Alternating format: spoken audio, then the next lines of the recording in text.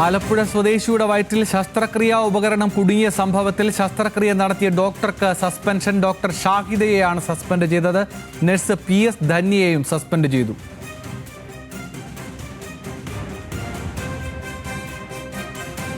സനിസ ഉണ്ട് വിവരങ്ങളുമായി. സനിസ, എന്തൊക്കെ വിശദാംശങ്ങൾ ലഭിക്കുന്നു?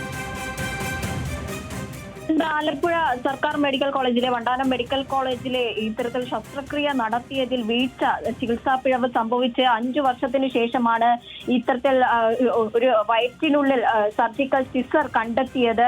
വലിയ ബുദ്ധിമുട്ടിലാണ്. അവസാനം രക്തം വരെ വരുന്ന ഒരു രീതിയിലേക്ക് രോഗിയുടെ അവസ്ഥ മാറി. ആ ഒരു സാഹചര്യത്തിലാണ് ഇപ്പോൾ അന്വേഷണ വിധേയമായിട്ടായിരുന്നു ഡോക്ടർ ഷാദിയ ഉണ്ടായിരുന്നത്. നിലവിൽ ആ സമയത്ത് ആലപ്പുഴ വണ്ടാനം മെഡിക്കൽ കോളേജിലായിരുന്നെങ്കിൽ ഇപ്പോൾ മെഡിക്കൽ കോളേജിലെ ഡോക്ടറായി തുടരുന്ന ഷാദിയയെ അന്വേഷണ വിധേയമായിട്ടാണ് സസ്പെൻഡ് ചെയ്തിട്ടുള്ളത്. കൂടാതെ തന്നെ ഈ സംഭവ സമയത്തുണ്ടായിരുന്ന നഴ്സ് ധന്യയ്ക്കും അന്വേഷണ വിധേയമായിട്ട് സസ്പെൻഡ് ചെയ്തിട്ടുണ്ട്.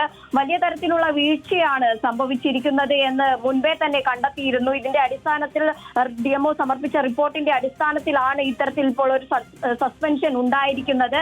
പക്ഷേ ഈ സസ്പെൻഷൻ നിലനിൽക്കുന്ന സാഹചര്യത്തിൽ തന്നെ നിലവിലുള്ള ചട്ടങ്ങൾക്ക് വിധേയമായി ഉപജീവന ഭത്തയ്ക്ക് അർഹത ഉണ്ടായിരിക്കുമെന്നും ഈ ഒരു ഉത്തരവിൽ പറയുന്നുണ്ട്. വലിയ തരത്തിലുള്ള ശസ്ത്രക്രിയ വീഴ്ച സംഭവിച്ചു. അത് ആരോഗ്യ വകുപ്പ് വലിയ തരത്തിലൊരു അന്വേഷണം നടത്തി ആ വീഴ്ച കണ്ടെത്തി അതിലിപ്പോൾ നടപടി സ്വീകരിച്ചിരിക്കുകയാണ്.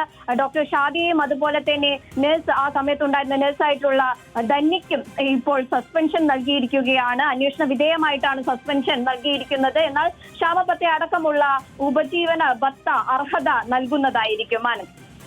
ശരി സനിസ, ഏതായാലും വരുന്ന ദിവസങ്ങളിൽ നമുക്ക് ഇതിന്റെ കൂടുതൽ വിവരങ്ങൾ അറിയാം. ഏതായാലും ഡോക്ടർ ഷാഹിദയെയും ഒപ്പമുണ്ടായിരുന്ന PS ധന്യ എന്ന നഴ്സിനെയും പ്രാഥമിക അന്വേഷണത്തിന്റെ ഭാഗമായി സസ്പെൻഡ് ചെയ്തിരിക്കുന്നു. പക്ഷേ ദാക്ഷിണ്യമില്ലാത്ത നടപടികൾ ഉണ്ടാകുമെന്ന് ആരോഗ്യമന്ത്രി പറഞ്ഞതിന് പിന്നാലെ എന്തൊക്കെ കർശനമായ നടപടികൾ ഉണ്ടാകും എന്നാണ് സാധാരണക്കാർ ഉറ്റുനോക്കുന്നത്. തീർച്ചയായും ഇത് പ്രാഥമികമായ നടപടി എന്ന നിലയിൽ സ്വാഗതാർഹം തന്നെയാണ്.